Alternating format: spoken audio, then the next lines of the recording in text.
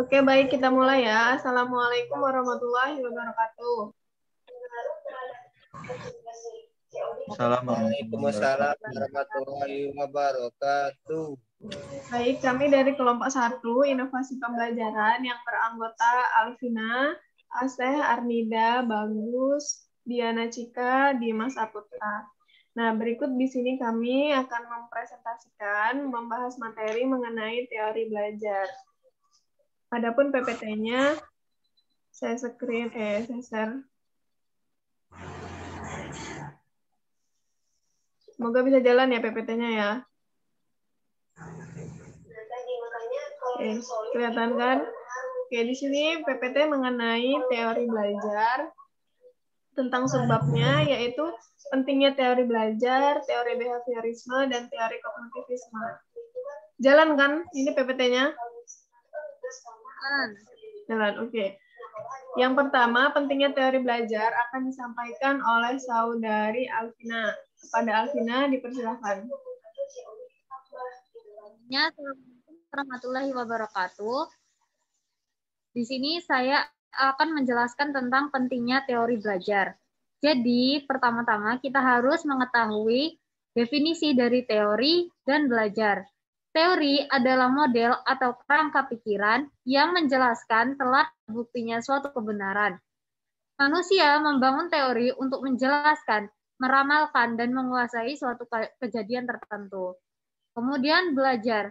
Belajar merupakan akibat adanya interaksi antara stimulus dan respon. Seseorang dianggap telah belajar apabila dia telah menunjukkan suatu perubahan di dalam perilakunya.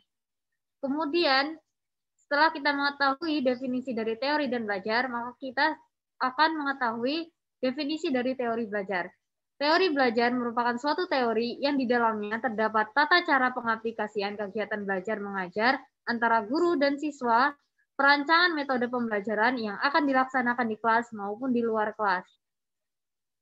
Hal yang dapat membantu guru untuk memahami bagaimana peserta didik adalah dengan teori belajar. Nah, teori belajar dapat membantu proses belajar lebih efektif, efisien, dan produktif.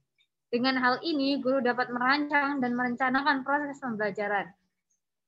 Nah, kemudian teori belajar itu ada hal-hal yang harus dipahami. Yang pertama, konsep dasar teori tersebut beserta ciri-ciri dan persyaratan yang melingkupinya.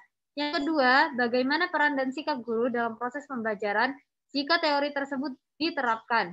Yang ketiga, faktor-faktor lingkungan seperti fasilitas, suasana, alat, dan apa yang perlu diupayakan untuk mendorong proses pembelajaran. Yang keempat, ada tahapannya yang harus dilakukan guru. Yang kelima, hal-hal yang harus dilakukan peserta didik dalam proses pembelajarannya. Kemudian, teori belajar ini itu bersangkutan dengan ilmu psikologi, yakni membahas tentang perilaku dan proses mentalah yang mengembangkan teori belajar. Perilaku adalah aktivitas yang tidak dapat diamati, sedangkan proses mental adalah aktivitas yang tidak dapat diamati secara langsung, seperti berpikir, mengingat, dan merasa. Di dalam psikologi terdapat dua aliran, yaitu teori behaviorisme dan konstruktivisme. Nah, di dalam konstruktivisme itu terdapat dua aliran lagi, yaitu kognitivisme dan humanisme. Dan selanjutnya ada teori yang baru dikembangkan, yaitu teori psikiatrik. Teori ini beberapa ahli mengembangkan teori belajar dimuat di dalam tabel berikut. Selanjutnya saya akan berikan kepada moderator. Oke, terima kasih Alvina. Itu tadi mengenai pentingnya teori belajar.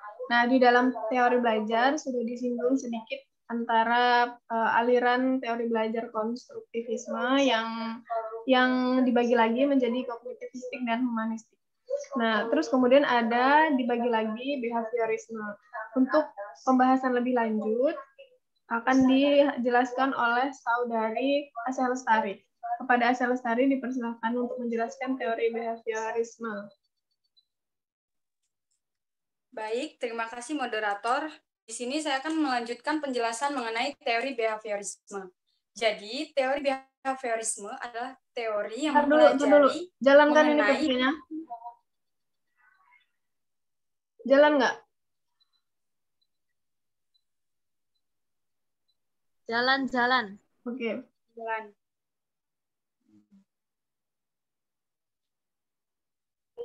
Pulang dari mana? Ya udah lanjut. Baik, terima kasih moderator. Jadi di sini saya akan melanjutkan penjelasan mengenai teori behaviorisme.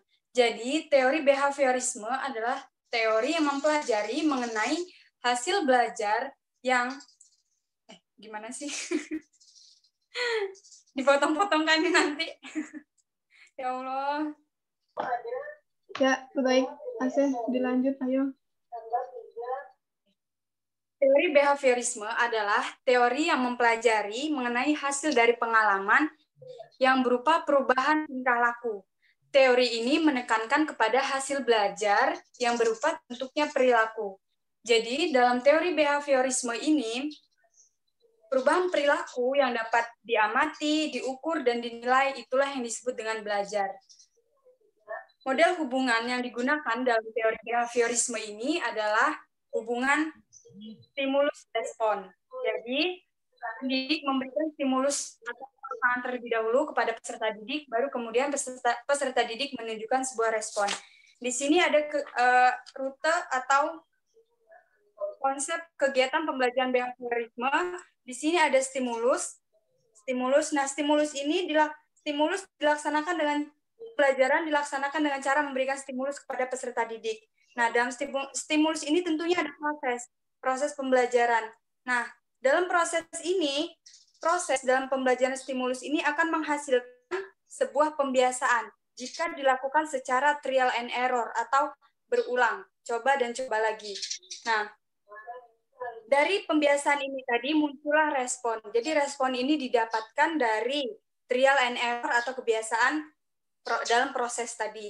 Nah, dalam respon itu ada dua penguatan. Ada penguatan positif dan penguatan negatif. Respon akan semakin kuat jika sering diberi penguatan dengan cara apa? Dengan cara trial and error tadi. Atau ada sesuatu yang ditambah. Ini penguatan positif. Sedangkan penguatan negatifnya yaitu respon meningkat karena diikuti dengan penghilang stimulus yang merugikan. Jadi, dalam proses tadi ada hal yang dikurangi. Cukup sekian penjelasan dari saya kembalikan ke moderator. Oke, itu setengah dari teori behaviorisme ya. Untuk yang lebih lanjutnya lagi, tentang tujuan dari pembelajaran teori behavioristik atau behaviorisme itu dilanjut dengan Arnida Lestari. Silakan Arnida.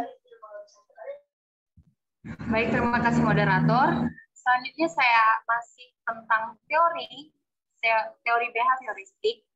Tujuan pembelajaran dalam teori behavioristik ditekankan pada penambahan pengetahuan, pembentukan perilaku sebagai hasil belajar tanpa diperoleh dari penataan kondisi dan penguatan.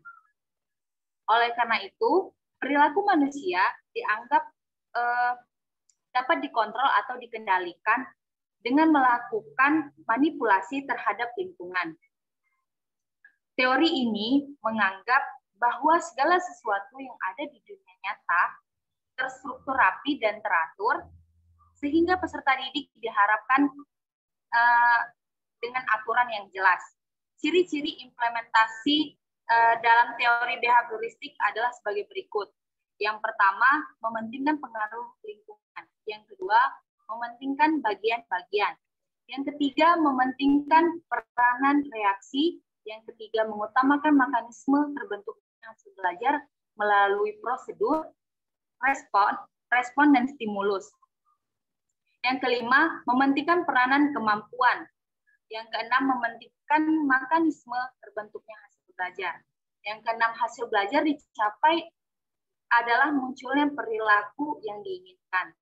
Yang kedelapan, mementingkan sebab-sebab pada waktu yang lalu. Yang kesembilan, mementingkan pembentukan kebiasaan melalui latihan dan pengulangan. Yang kesepuluh, menggunakan teknik coba-coba. Selanjutnya ada implementasi proses belajar tentang teori behavioristik sebagai berikut. Yang pertama, menentukan instruksional. Yang kedua, menganalisis lingkungan kelas. Yang ketiga, menentukan materi pelajaran. Yang ketiga, memecahkan materi pelajaran menjadi bagian-bagian kecil. Yang kelima, menyajikan materi pelajaran. Yang keenam, memberikan stimulus berupa tes, pengetahuan, dan lainnya. Yang ketujuh, mengamati dan mengkaji respon yang diberikan. Yang kedelapan, memberi penguatan positif maupun negatif. Yang kesembilan, memberikan stimulus baru. Yang ke-10, mengevaluasi hasil belajar. Dan ke-11, memberikan penguatan. Selanjutnya ada peranan guru dalam menerapkan teori behavioristik adalah sebagai berikut. Yang pertama, guru harus menyiapkan pelajaran dalam bentuk yang sudah siap untuk digunakan, seperti modul, instruksi kerja, dan lainnya. Yang kedua, guru tidak banyak memberikan ceramah, tetapi memberikan instruksi singkat yang diikuti oleh contoh-contoh atau melakukan simulasi.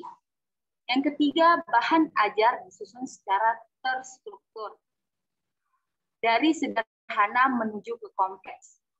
Yang keempat, tujuan pembelajaran dibagi dalam bagian-bagian kecil, ditandai dengan pencapaian suatu keterampilan tertentu.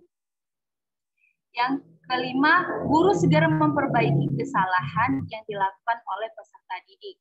Yang keenam, menggunakan pengulangan dan latihan untuk perilaku yang diinginkan menjadi kebiasaan. Yang ketujuh, perilaku yang diinginkan mendapatkan penguatan positif. Sedangkan perilaku yang tidak diinginkan akan mendapatkan penghargaan yang negatif. Yang kedelapan, pelajaran diorientasi pada hasil yang dapat diukur dan diamati. Yang kesembilan, melakukan evaluasi atau penilaian berdasarkan perilaku yang tampak. Selanjutnya ada kelebihan dan kekurangan dalam teori behavioristik. Yang pertama ada kelebihan. Kelebihan di sini, teori ini cocok digunakan untuk anak-anak yang masih membutuhkan dominasi peranan orang dewasa, suka mengulangi dan harus dibiasakan, suka meniru, dan senang dengan penghargaan yang langsung seperti dikasih permen atau pujian. Yang kedua, membiasakan guru untuk selalu jeli terhadap kondisi dan situasi terhadap pembelajaran. Adapun kekurangan teori behavioristik adalah sebagai berikut. Yang pertama, pelajaran siswa yang hanya berpusat kepada guru, bersifat hasil yang diamati dan diukur. Yang kedua, murid hanya mendengarkan secara tertib dan menghafalkan apa yang didengar oleh guru dengan pandangan sebagai cara belajar yang efektif. Terima kasih. Segitu penjelasan dari saya kembalikan kepada moderator. Oke, baik. Terima kasih, Arnida. Itu tadi mengenai teori belajar, yang dimana teori behaviorisme, yang dimana teori yang menekankan kepada perilaku, ya. Selanjutnya di sini ada teori perkembangan kognitif. Teori perkembangan kognitif ini juga ada teman-temannya, teori Brunner, Ausubel, teori Gatme juga. Nah, yang pertama teori perkembangan kognitif dan teori Brunner itu disampaikan oleh Saudari Dimas. Silakan Dimas, Saudara Dimas. Silakan.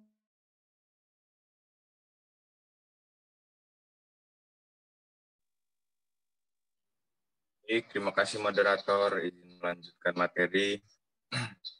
Jadi teori kognitivisme ini adalah teori yang berfokus pada pengetahuan atau aspek kognitif. Dari teori kognitivisme ini ada banyak lagi teori-teori yang berkembang, ya. Teori perkembangan Piaget, teori kognitif Brunner, teori bermakna Ausubel. Yang pertama adalah teori perkembangan kognitif. Teori ini atau dikemukakan oleh teori atau disebut juga teori Piaget. Teori ini merupakan teori permasalahan sosial, pengetahuan sosial atau pengembangan pengetahuan yang berkembang menjadi aliran yang bersifat membangun.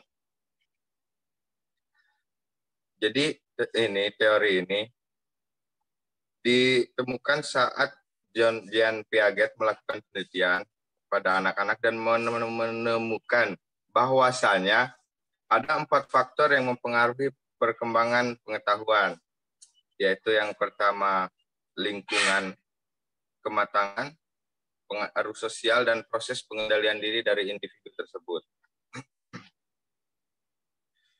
Jadi menurut Piaget ini, pengetahuan dibentuk berdasarkan interaksi antara pelaku dengan lingkungan sekitar dari pelaku tersebut.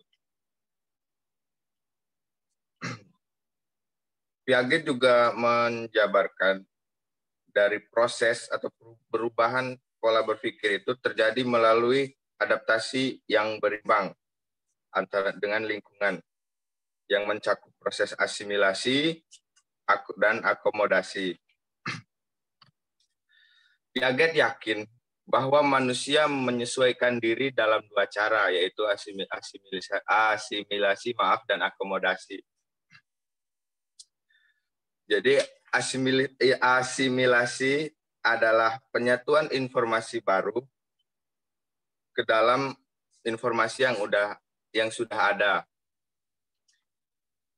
Jadi bisa disimpulkan bahwa asimilasi ini terjadi ketika individu atau pelaku tersebut menggabungkan informasi baru ke dalam pengetahuan mereka yang sudah ada. Misalnya bayi yang baru lahir, mereka akan secara refleks menghisap segala sesuatu yang menyentuh bibirnya. Itu menurut Piaget ini bahwa bayi itu telah melakukan proses asimilasi. Lalu selanjutnya itu adalah akomodasi. Jadi akomodasi itu adalah penyesuaian kerangka pengetahuan yang telah diambil dari asimilasi tadi ke dalam situasi yang baru. Seperti contohnya, setelah bayi itu berpikir refleks menghisap segala sesuatu yang menyentuh ke bibirnya, setelah melakukan akomodasi, maka itu akan berkembang gitu. Jadi dia lebih mungkin bisa menghisap susu ibu, menghisap jari. Nah, itu menurut Piaget itu telah melakukan akomodasi. Yang selanjutnya adalah teori Brunner. Jerome Brunner mengembangkan teori perkembangan mental yang mendeskripsikan bahwa terjadinya proses belajar lebih ditentukan oleh cara mengatur materi pelajaran. Menurut teori Brunner ini, proses belajar terjadi melalui beberapa tahap. Yang pertama, manipulasi objek langsung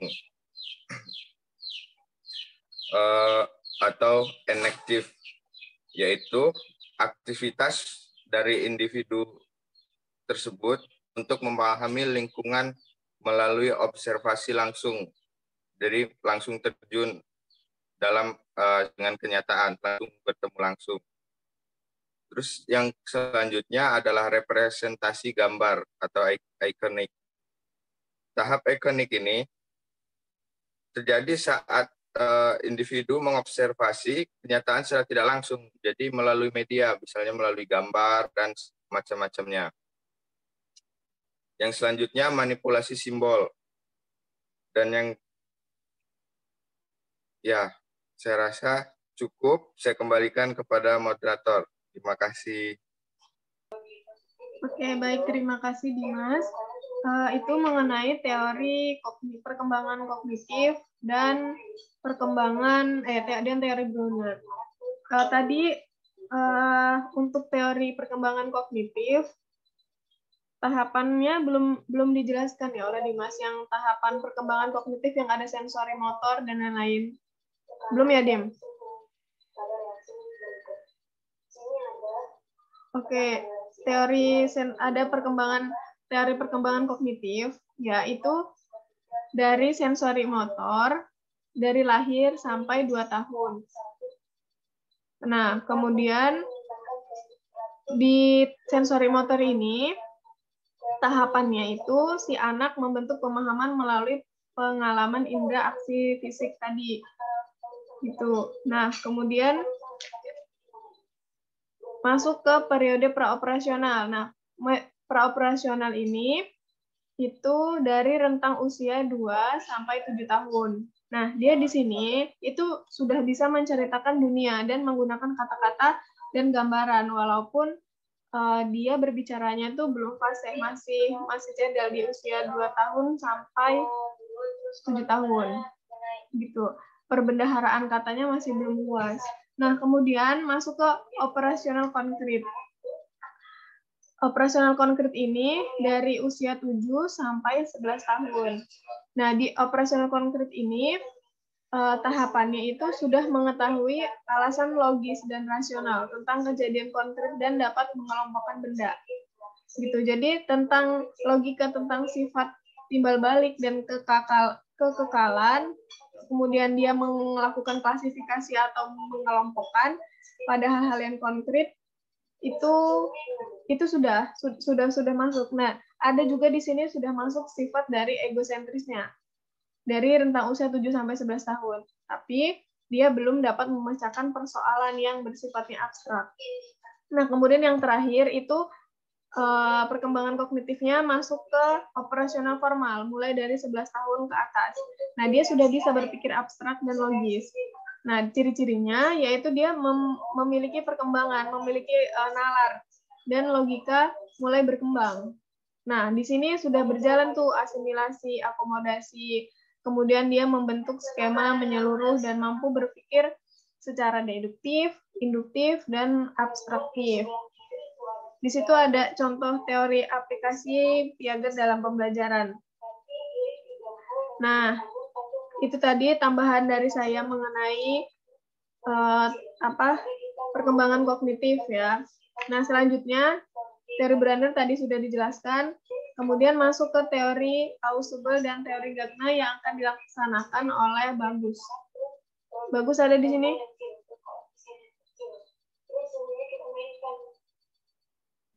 Bagus? Nggak ada. Kemana dia? Kalau nggak nanti. Gimana, Vina? Oke, kita mulai ya. Assalamualaikum warahmatullahi wabarakatuh. Waalaikumsalam warahmatullahi wabarakatuh. Oke, mohon maaf. Tadi ada kesalahan teknis, tiba-tiba keluar sendiri, jaringannya juga. Oke, langsung kita mulai lanjut ke tadi sampai materi teori Brunner ya. Masuk ke materi teori Ausubel dan teori Gardner. Nah, itu akan disampaikan oleh saudara Bagus. Ini share screen. Kita share. Bismillah, semoga kelihatan ya. Mana ini? Teori Brunner ya.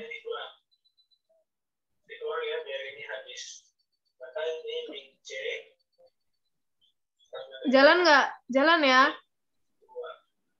Jalan. Ausubel sih. Hah? Gimana? Teori Ausubel kok Brunner tadi udah gimana? Oh iya, Ausubel ya. Oh iya. Nah, masuk ke teori Ausubel, silakan saudara Bagus Indrawansyah. Baik, terima kasih moderator telah mempersilakan. Jadi saya akan membawakan materi mengenai teori Ausubel dan teori Gardner. Teori Ausubel ini dicetuskan oleh David Ausubel. Dan teori Ausubel ini bisa kita katakan atau bisa kita sebut juga dengan teori belajar bermakna. Dapat dikatakan demikian karena David Ausubel berhasil mengembangkan teori belajar yang menjelaskan bahwa pembelajaran yang mudah dipahami adalah pembelajaran yang bahan ajarnya dapat dirasakan sendiri oleh peserta didik. Dan dengan bahan ajar yang bermakna ini diyakini dapat menghasilkan proses belajar yang baik. Sebab apabila pengetahuan yang telah dimiliki dikombinasikan dengan pengetahuan yang baru, itu akan peserta didik akan merasakan secara langsung maknanya seperti itu.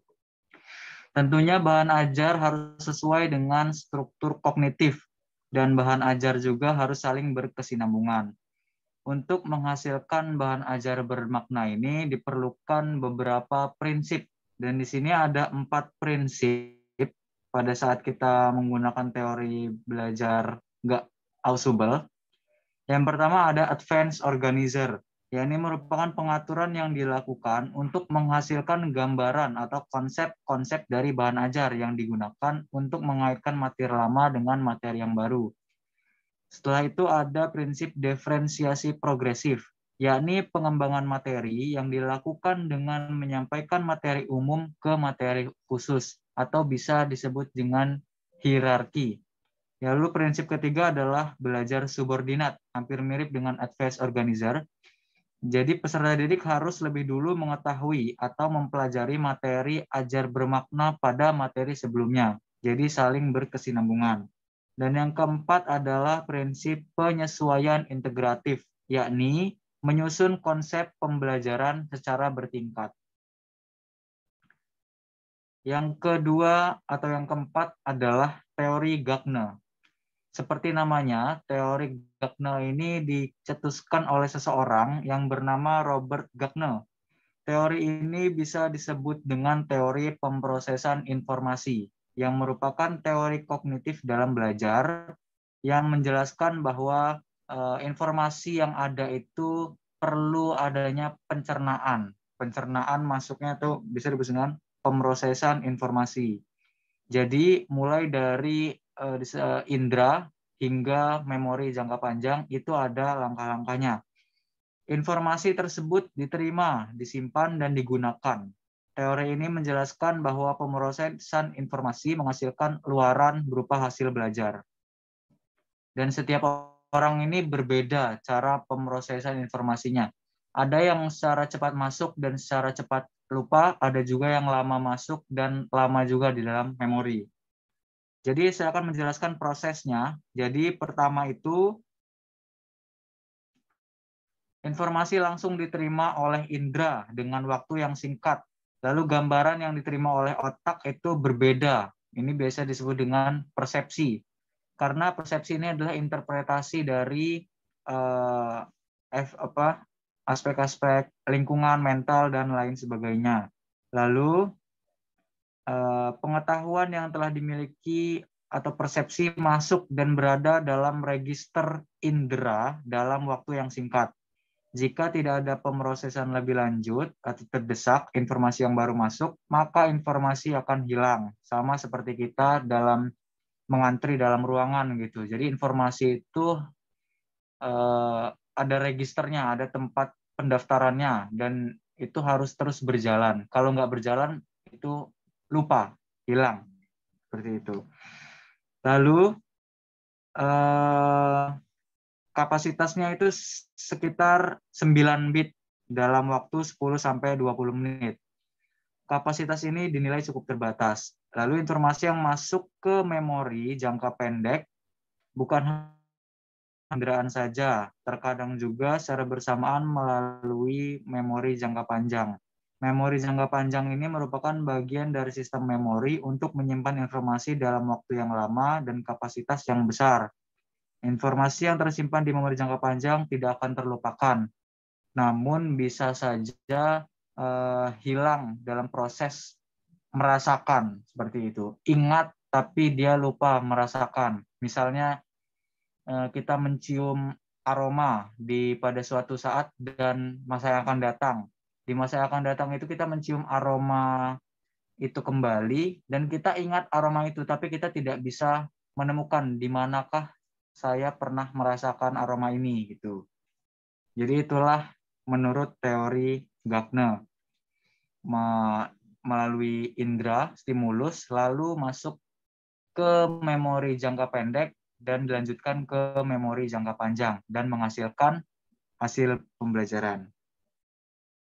Dan cara-caranya dalam penerapannya yaitu jangan terlalu cepat dalam menyampaikan informasi yang berbeda. Lalu jangan terlalu banyak ide atau gagasan yang disampaikan dalam satu kali penyampaian. Dan dibutuhkan waktu untuk berpikir bagi peserta didik untuk menjawab pertanyaan. Terima kasih pemateri ini, moderator. Sekian.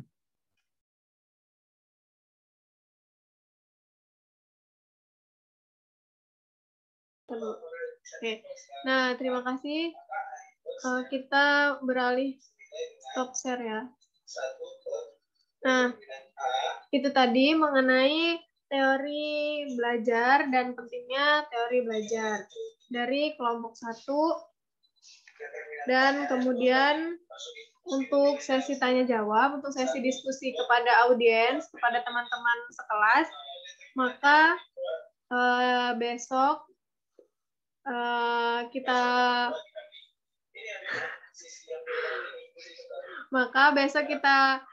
diskusi dan kembali memaparkan materinya dengan anak kelas ya. Sekian.